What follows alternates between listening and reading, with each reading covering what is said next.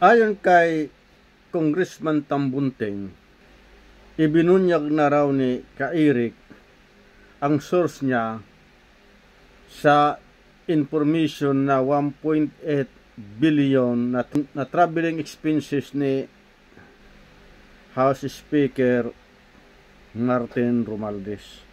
Ay ito, pakinggan natin si Congressman Tambunting. If the person na binigay po niya ay totoo at talagang isang buhay na tao at talagang doon naman ay nagtatrabaho, that would lighten their guilt. Ngunit kinuntra naman ito ni Ka-Eric. Ay ito, pakinggan natin. That is his version. That is his story. Well, he stand by it. Ang aking sasabihin sa inyo, I will protect the source. Story niya yon.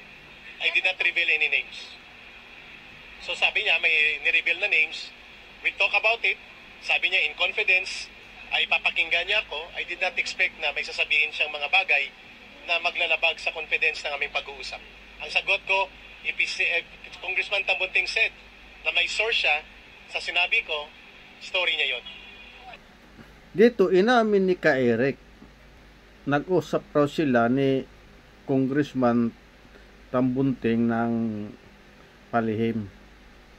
Ngunit dinidenay ni Ka-Eric na wala raw siyang ibinunyag na tao o pinangalanan na source ng kanyang information sa 1.8 billion traveling expenses ni House Speaker Romualdez.